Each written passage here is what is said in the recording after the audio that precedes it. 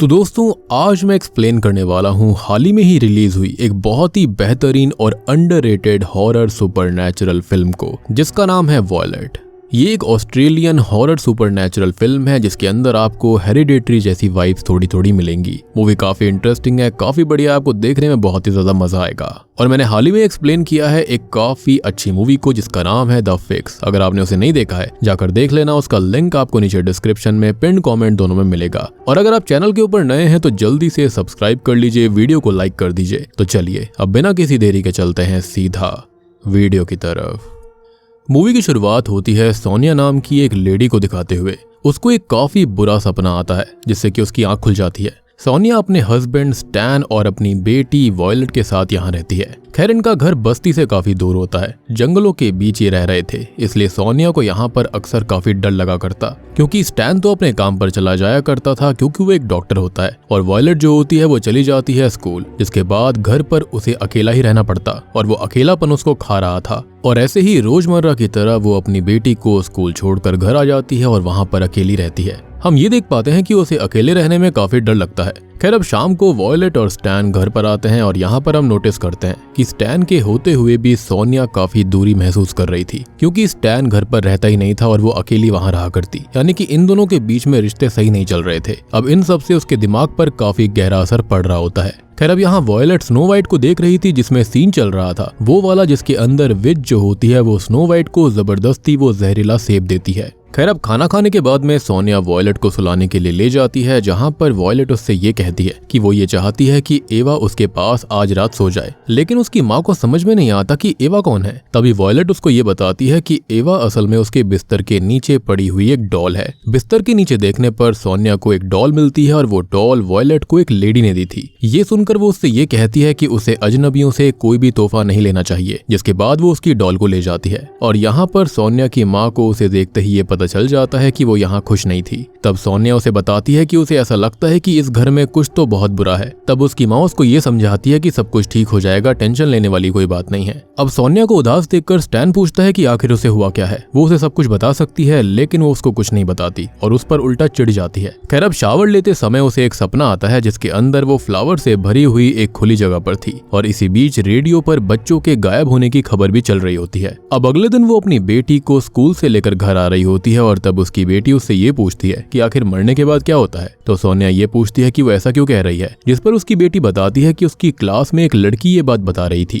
कि वो प्लांट्स की तरह मर जाते हैं, वो मिट्टी के अंदर जाते हैं और कभी लौट कर नहीं आते। ये सुनकर उसकी माँ उसे समझाती है कि वो ऐसी बातों पर ध्यान न दे और स्ट्रेंजर से तो बिल्कुल भी बात ना करे। और मुझे पता है कि यहाँ पर आपको अभी ये मूवी बहुत ही अजीब लग रही होगी, लेकिन ट्रस्ट मी थोड़ा सा रुक जाइए, आगे चलकर जो असली पत्ते खुलने वाले हैं ना, वो आपके दिमाग को बिल्कुल हिला कर रख देंगे। खैर अगले दिन वो फिर से घर पर अकेली होती है कि तभी कोई दरवाजे पर दस्तक देता है। बाहर जाने पर उसे एक ओल्ड लेडी दिखाई देती है जो कि अपने साथ लाई थी फल, क्योंकि उसके पेड़ से कुछ ज्यादा ही फल गिर गए थे, और वो उसे उसकी पड़ोसन बताती है। लेकिन सोनिया जो होती है वो फलों को लेने से मना कर देती है। तब वो औरत उसे गाली देने लगती है कि इन फ्रूट से तेरे बच्चे अच्छे रहेंगे, स्वस्थ रहेंगे, लंबा जिएंगे, लेकिन तू नहीं चाहती क्या कि वो लंबा जिए। और यहाँ पर अचानक से ही उस औरत के हाव भाव पूरी तरह चेंज हो गए थे। वो एक डरावनी औरत में बदल जाती है और ये देखकर सोनिया दरवाजा लगा देती है। और अगर हम उस लेडी को ध्यान से देखें तो वो बिल्कुल उसी स्नो वाइट वाले शो जैसी विच की तरह दिख रही थी। खैर इसके बाद सीन चेंज होता है, जहाँ पर हम उसके बचपन के एक सीन को देखते हैं, जहाँ पर उसके पिता एक फार्म को चलाया करते थे और सोनिया भी वहीं पर बैठकर ड्राइंग कर रही होती है। उसकी ड्राइंग के अंदर एक किलर था उसके साथ में, और ये देखकर उसके पिता उस पर गुस्सा करते हैं। माइट भी शायद से उसने कुछ ऐसा देखा होगा जिसके चलते वो उसे ड्रॉ कर रही थी। और यहाँ पर अभी मैं जो कुछ भी बोल रहा हूँ ना, इन सब का एक बहुत ही बेहतरीन सिग्निफिकेंस आगे चलकर होगा, यानी कि यहाँ पर हर चीज जो मैं बोल रहा हूँ उसका कुछ ना कुछ मतलब है, वो ऐसे ही बकवास वाली बात नहीं है। खैर अब यहाँ पर हम देखते हैं कि उसके पिता नॉर्मल नहीं थे, बल्कि एक अब्यूजिव पिता थे, और वो उसे फार्म पर काम करने के लिए हमेशा कहते रहते। जिसके बाद सीन फिर से प्रेजेंट में आता है, जहाँ पर सोनिया अपनी माँ से मिलती है और उसकी माँ उससे माफी मांगती है, क्योंकि सोनिया के पिता अब्यूजिव थे, लेकिन फिर भी उसने उसे नहीं छोड़ा, जिस वजह से उन दोनों ने ही अपना बचपन और अपनी जवानी काफी ज्यादा कष्टों के साथ झेली। जिसके बाद सोनिया को फिर से वही सपना आता है, जिसके अंदर वो अपनी बेटी वॉयलेट के साथ उसी फूलों से भरी हुई जगह पर थी, जहाँ पर वो साथ में पतंग उड़ा रही होती हैं। अब फिर से सीन चेंज होता है जहां पर सोनिया अपनी बेटी को कैफे पर लेकर आती है कि तभी सोनिया एक खबर को देखती है एक बच्ची के मिसिंग होने के बारे में, और उसके बाद से ही सोनिया अपने आसपास अजीबोगरीब चीजें महसूस करने लगती है। उसे काफी सारे हेलुसिनेशंस होते हैं और उसके आसपास की चीजें ब्लैक एंड व्हाइट और एक रेट्रो वीडियो की तरह हो गई थी। अब इसी बीच उसकी बेटी भी गायब हो जाती है और वो उसे ढूंढने बाहर आती है, और तब उसे एक आइसक्रीम वैन दिखाई देती है जहां पर एक आदमी बच्चों को कटी हुई उंगलियां खिला रहा था, और वहीं पर वॉयलेट भी थी, लेकिन ये सब उसका वहम होता है। खैर, अब रात में वो घर पर होते हैं जहां पर उसकी बेटी टीवी देख रही थी, और तब सोनिया उसे पास बुलाती है और उससे ये कहती है कि चाहे कुछ भी हो जाए वो उसे कुछ नहीं होने देगी। अब अगले सीन में स्टैन जो होता है वो सोनिया और वॉयलेट को लेकर आता है फिशिंग करवाने के लिए, लेकिन यहाँ पर हम ये देख पाते हैं कि वॉयलेट उसके पिता से ज्यादा क्लोज नहीं थी। वो उसकी माँ के साथ ही पेंटिंग बनाती है, जिसके बाद दोनों घर जाते हैं जहाँ पर वॉयलेट अपनी माँ को उसकी क्राफ्टिंग भी दिखाती है, जो कि थोड़ी सी अजीब सी थी, स्केरी थी। साथ ही साथ उसके पास एक विच की डॉल भी होती है, और ये वही विच होती है जो कि उसको फल देने आई थी, यानी कि ये किसी और ने नहीं बल्कि उसे उसी लेडी ने दी थी जो कि फ्रूट्स भी दिया करती थी। ये सुनकर सोनिया समझ जाती है कि ये उसी दिन वाली लेडी के बारे में बात कर रही है। अब अगले दिन सोनिया अपनी बेटी को अगले दिन स्कूल छोड़ने जा रही थी कि तभी वहां पर सड़क के किनारे एक पेंटर को वो नोटिस करती है, जो कि अक्सर वहीं पर बैठकर पेंटिंग किया करता। वो उन्हें अपने पास बुलाता है और अपनी पेंटिंग को देखने की जबरदस्ती जिद करने लगता है। वो उसकी पेंटिंग को देखते हैं जो कि उन्हीं बच्चों के थे जो कि गायब हुए थे। यहाँ पर सोनिया काफी डर जाती है कि तभी वो पेंटर एक भूत में बदल जाता है, जिसको देखकर सोनिया वहां से दूर हो जाती है। लेकिन अगले ही पल सब नॉर्मल हो गया था, यानी कि यहाँ पर ऐसा लग रहा था कि जैसे जो सोनिया का अकेलापन था वो उसे बिल्कुल क्रेजीनेस के लेवल पर ले आया था, यानी कि उसकी मेंटल हेल्थ बिल्कुल सही नहीं थी। खैर, अगले सीन में वो घर पर होती है और उसके पास स्टैन आता है। स्टैन उसको देखकर समझ जाता है कि वो फिर से सही नहीं है। वो उससे ये पूछता है कि आखिर उसे दिक्कत क्या है, वो ऐसा क्या करे कि वो उससे फिर से प्यार करने लगे। लेकिन सोनिया ये कहती है कि वो उससे बहुत प्यार करती है और उसके गले लग जाती है। तब सोनिया को उसका फ्लैशबैक याद आता है जहाँ पर उसके पिता उसके फार्म पर उससे काम करवाया करते थे, खाना भी नहीं दिया करते। और तभी हम नोटिस करते हैं कि उसके पिता एक भेड़ को चाकू से मार देते हैं उसे स्लॉटर करने के लिए, और ये सब सोनिया देख रही थी और वो वहां से डरकर भागने लगती है। लेकिन तभी उसके पिता उसे पकड़ लेते हैं और सीन दोबारा से प्रेजेंट में आ जाता है, जहां पर फिर से पहले जैसा माहौल शुरू हो गया था। वहीं स्टैन का काम पर जाना, वॉयलेट का स्कूल जाना और सोनिया का घर में अकेला रहना। खैर, तभी वहां पर दरवाजे पर एक प्लम्बर आता है जो कि उसके घर के फिटिंग्स को चेक करने आया था। अब सोनिया उसे अंदर आने देती है। जब वो किचन का सिंक चेक कर रहा होता है तभी उसे उसके अंदर से एक कैमरा मिलता है, और ये कैमरा वॉयलेट का था। अब वॉयलेट को ये उसकी माँ ने 10वें बर्थडे पर गिफ्ट दिया था, लेकिन ये यहाँ पर क्या कर रहा था ये सबसे बड़ा सवाल है। खैर, अब रात में स्टैन वापस घर आता है और वो स्टैन को सारी बातें बताने की कोशिश करती है, लेकिन वो बीच में ही रुक जाती है और वो कैमरा लेने जाती है, लेकिन कैमरा जहाँ पर उसने रखा था वो वहाँ से गायब था। अब इन सब का इल्जाम वो अपने पति स्टैन पर लगाने लगती है कि ये सब उसने ही किया है और उसने वो कैमरा लिया। तब स्टैन उसको समझाता है कि ये सब उसके दिमाग की उपज है,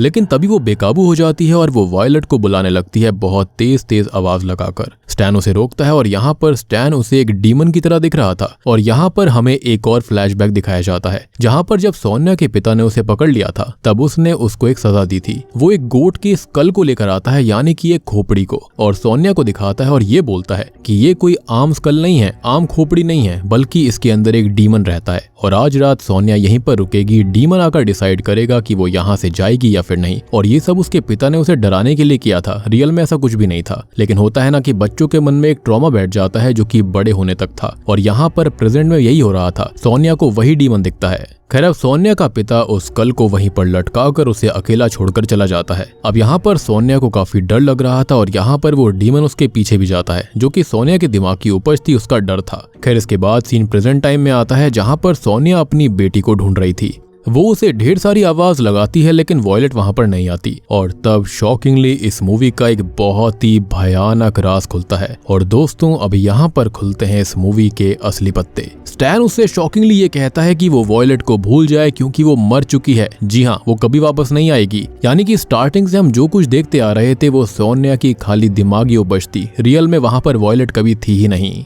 और यहाँ पर ये कहानी एक बहुत ही तगड़ा ट्विस्ट ले लेती है। तो दरअसल उनकी बेटी वॉयलेट बहुत पहले ही गायब हो गई थी, दूसरे बच्चों की तरह। और ये सब जो हमने देखा था वॉयलेट और सोनिया के पलों को, ये सब उसकी इमेजिनेशन थे, उसका पास्ट होता है। अब सोनिया को भी इस चीज का रियलाइजेशन होता है और वो काफी रोने लगती है। वो कहती है कि काश उस दिन वो वॉयलेट को खुद स्कूल लेने जाती तो ये सब नहीं होता। यहाँ पर स्टैन उसे अंदर ले जाने लगता है, लेकिन वो बाहर गार्डन में ही सो जाती है। जिसके बाद अगले दिन स्टैन उसे एक मेंटल हेल्थ सेंटर लेकर आता है और वो कुछ दिन वहीं पर रहती है, जिसके बाद उसे वापस से घर लाया जाता है और अब वो थोड़ी बहुत ठीक लग रही थी। लेकिन उसके मन में अभी भी कुछ चीजें चल रही थी। उसके हिसाब से वो प्लम्बर ही है जिसने कि उसकी बेटी को पहले किडनैप किया और वो उसके पास हो सकती है। खैर यहाँ पर हम ये देखते हैं कि स्टैन और सोनिया अब थोड़ा सा अच्छे से रह रहे थे। स्टैन ये कहता है कि वो दूसरा बच्चा प्लान कर सकते हैं, लेकिन सोनिया ये बोलती है कि वॉयलेट को कभी भी सिबलिंग्स नहीं चाहिए थे, उसे बस एक अच्छी माँ की जरूरत थी जो वो कभी बन नहीं पाई। तभी सीन चेंज होता है जहां पर हम देखते हैं स्टैन को जो कि घर से बाहर जाता है और सोनिया से वो ये कहता है कि वो थोड़ा बाहर वॉक पर जा रहा है और रात तक लौट आएगा।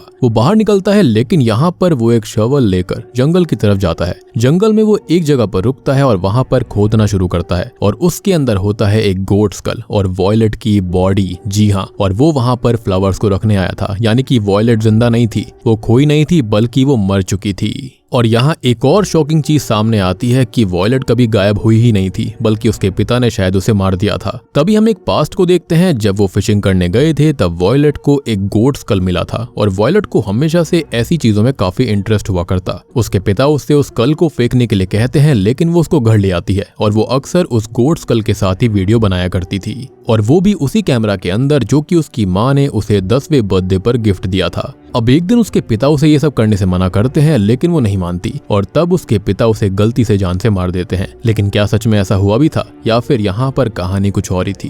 खैर तभी हम नोटिस करते हैं कि उसके पिता ने सोनिया से ये सब छुपाकर उसे चुपचाप यहाँ पर दफना दिया और सबको यही कहा था कि वो गायब हो गई है और सोनिया को भी यही लगता था कि वो गायब है। खैर अब ये सब याद करके वो बहुत रोता है और यहाँ पर वो शॉकिंगली अपने आप को शूट करके खत्म कर लेता है। अब इधर सोनिया अपने पति को ढूंढने निकलती है, जहां पर उसे घर के बाहर वो कैमरा मिलता है और वो उसे अपने पास रख लेती है और वो स्टैन को ढूंढने लगती है। आई बिलीव कि यहाँ पर वो जो प्लम्बर आया था ना, वो कोई और नहीं बल्कि शायद से स्टैन ही था, ताकि वो उस कैमरा को ले ले, क्योंकि इस कैमरा के अंदर कोई ऐसा राज दफन हो रखा था जिसको शायद से सोनिया सह नहीं पाती। खैर थोड़ी देर के बाद में उसे स्टैन के साथ उसकी बेटी की ग्रेव भी मिल जाती है, जिसको देखकर वो बहुत रोती है। उसे समझ नहीं आ रहा था कि वो आखिर करे क्या। जिसके बाद पुलिस टीम वहां पर आती है और सोनिया भी वहीं पर बैठी हुई थी। वो अपनी बेटी के कैमरा को चेक करती है और यहाँ पर हम वॉयलेट की एक वीडियो को देखते हैं जिसके अंदर वो उसी स्कल के साथ वीडियो बना रही थी। और दोस्तों अब यहाँ पर खुलते हैं इस मूवी के फाइनल असली पत्ते। तो जब सोनिया उस वीडियो को देखती है तो उसके अंदर वो अपनी बेटी को स्कल से खेलने के लिए मना कर रही थी। वो उस स्कल को छीनने लगती है, लेकिन इसी बीच जो स्कल का हॉर्न होता है, यानी कि जो उसका सींग होता है, गलती से वॉयलेट का गला उससे कट गया था। जी हाँ, और वॉयलेट वहीं बाथटब में गिर जाती है और मारी जाती है। और जब ये बात स्टैन को पता चलती है तो वो अपनी बीवी को बचाने के लिए अपनी बेटी को जंगल में लाकर दफना देता है और अपनी बीवी के सामने ये कहानी बनाता है कि उसको कोई ले गया है, यानी कि उसे किडनैप कर लिया गया। और सोनिया के दिमाग ने भी ऐसा यहाँ पर कर दिया था कि उसे ऐसा ही लगता रहता था कि उसकी बेटी गायब हुई है। और सोनिया ने अपने इस चीज से कोप अप करने के लिए, अपने जुर्म को छुपाने के लिए अपने दिमाग में अपनी ही बेटी की एक इमेजिनेशन बना ली थी, जहां पर वो इस फेक जिंदगी को जी रही थी। और अब आपको समझ में आया होगा कि क्यों सोनिया के साथ में अजीब अजीब से हेलुसिनेशंस आ रहे थे। और अब जाकर सोनिया को एहसास हो जाता है कि उसने क्या किया था, उसने कितना बड़ा जुर्म किया था। और इस बार उसे फूलों से भरी हुई जगह पर एक बाथटब दिखता है जिसके अंदर उसकी बेटी की लाश थी। सोनिया को यह भी एहसास होता है कि उसका पति स्टैन कितना अच्छा था। उसने सोनिया का जुर्म अपने ऊपर ले लिया था ताकि सोनिया को कभी कुछ भी दिक्कत ना हो, उसे कभी कुछ पता ना चले। और यहाँ पर सोनिया के साथ जो कुछ भी हो रहा था, यानी कि ये सब जो ट्रिगर हुआ था ट्रॉमा, वो उसके बचपन का ट्रॉमा भी था, जहाँ पर उसके पिता उसको बहुत ही ज्यादा अब्यूजिव तरह से अपने साथ रखा करते थे। और अब यहाँ पर हम सोनिया को देख पाते हैं जो कि बहुत ही ज्यादा मायूस दिखाई दे रही थी और उसे समझ आ गया था कि उसने कितना बड़ा पाप किया। और बूम, इसी के साथ में ये मूवी यहीं पर खत्म हो जाती है। तो दोस्तों ये थी वॉयलेट फिल्म की कहानी। यहाँ पर अगर किसी को कहानी ढंग से समझ में नहीं आई है तो मैं आपको फिर से समझाने की कोशिश करता हूँ। तो इसके अंदर जो सोनिया थी उसने अपनी बेटी को गलती से जान से मार डाला। सोनिया उसकी बेटी वॉयलेट से काफी प्यार करती थी और यहाँ पर स्टैन सोनिया से बहुत प्यार करता था और उसे बचाने के लिए उसने अपनी बेटी को दफना दिया और सारा इल्जाम अपने ऊपर ले लिया और इनडायरेक्टली ये दिखा दिया कि वो गायब हो चुकी है। लेकिन इस बात को सोनिया कभी एक्सेप्ट नहीं कर पाई थी और इसलिए ही वो हमेशा वहां पर अकेलापन महसूस करती। स्टार्टिंग में मैंने आपको कहा था कि वो हमेशा अकेलापन महसूस करा करती थी, तो इसका कारण यही था कि वो इनडायरेक्टली जानती थी कि उसने क्या किया है, लेकिन वो उस बात को एक्सेप्ट करना नहीं चाहती थी, जिसके चलते वो अपनी बेटी को इमेजिन करने लगी थी। और जो चीजें उसको दिखाई देती थी, जैसे कि वो आदमी जो कि बच्चों को कटी उंगलियां दे रहा था, वो सब उसकी इमेजिनेशन थी, उसका एक डर था। और जो डायन यानी कि जो चुड़ैल थी वो जो उसको फ्रूट्स देना चाहती थी वो भी उसकी एक इमेजिनेशन थी, क्योंकि उसकी बेटी अक्सर स्नो वाइट की कहानी देखा करती सुना करती, जिस कारण से उसे ये सब दिखाई दे रहा था। और उसके बचपन का जो डर था ना, यानी कि गोट स्कल वाला, वो भी इसके अंदर शामिल था। और यहाँ पर ये तब ट्रिगर हुआ था जब वॉयलेट उस स्कल को घर में लेकर आ गई थी। तब ये चीज सोनिया को बिल्कुल अच्छी नहीं लग रही थी। इससे उसका बचपन का ट्रॉमा ट्रिगर हो रहा था और इसी चीज के चलते वो उसको छीनने की कोशिश करती है, क्योंकि कहीं ना कहीं उसके मन में डर था कि इसके अंदर से डीमन बाहर आ जाएगा। और इसी के चलते ये हादसा हो गया। बात करें कि स्टैन ने खुद को क्यों खत्म कर लिया, तो स्टैन ये सोच रहा होगा कि वो इस बारे में अपनी बीवी को कैसे भी करके नहीं बता सकता। उसकी दिमागी हालत अभी भी ठीक नहीं है, जिसके चलते उसने अपनी ही जान ले ली थी। उसको यहाँ पर कोई भी और रास्ता दिखाई नहीं दे रहा था, जिसके चलते he simply decided to end his life. अब शुरुआत से लेकर अब तक एक एक चीज के बारे में बात करते हैं कि ये लोग यहाँ पर अकेले रहा करते थे, जिसके चलते किसी को पता भी नहीं चला कि यहाँ पर उनकी बेटी जो थी वो खत्म हो चुकी है। एंड में तो पुलिस वहां पर आ गई, लेकिन स्टार्टिंग में किसी को कुछ पता ही नहीं था। सबसे बड़ी बात कि यहाँ पर कोई भी कंप्लेंट वगैरह फाइल करी ही नहीं गई थी, क्योंकि स्टैन जानता था कि यहाँ पर हुआ क्या है। स्टार्टिंग से उसका जो अकेलापन था उसका मतलब यही था कि वहां पर घर पे कोई वाकई में रहता ही नहीं था। जो स्टैन था वो काम पर चले जाया करता, लेकिन उसकी बेटी वहां पर थी ही नहीं, तो उसको अकेला तो फील होता ही। और जो उसको स्कूल छोड़ने जाया करती थी वहां पर भी कोई नहीं था, सब उसको पागल समझा करते थे। और वो जो स्नो वाइट वाली चीज थी वहां पर उसकी बच्ची वो देख रही है, वो सब भी यहाँ पर सोनिया इमेजिन कर रही थी, क्योंकि स्टार्टिंग में वॉयलेट हमेशा वो देखा करती थी। वहां पर उस विच का देखना, ये सारी चीजें जो थी वो कुछ और नहीं बल्कि सोनिया की इमेजिनेशन थी। रेडियो पर एक खबर आ रही थी कि बच्चे किडनैप करने वाला ग्रुप यहाँ पर है, जो कि बच्चों को गायब कर देते हैं। तो ये चीज भी यहाँ पर उसके दिमाग में चलती थी। और सबसे बड़ी बात कि जो सोनिया की माँ होती है ना, उसको भी अपनी बेटी के हालातों के बारे में पता था कि आखिर हुआ क्या है, लेकिन वो सोनिया को दुख नहीं देना चाहती थी, जिसके चलते वो यहाँ पर प्ले अलोंग कर रही थी। और हमने एक बात और नोटिस करी कि सोनिया अपने हस्बैंड से हमेशा ही अलग अलग सी रहा करती थी, जिसका मतलब यही था कि उसके सबकॉन्शियस माइंड के अंदर ये चीज थी कि उसने क्या किया है, जिसके चलते वो किसी से बात नहीं करना चाहती थी और वो बार बार छोटी छोटी बातों पर चिढ़ जाया करती।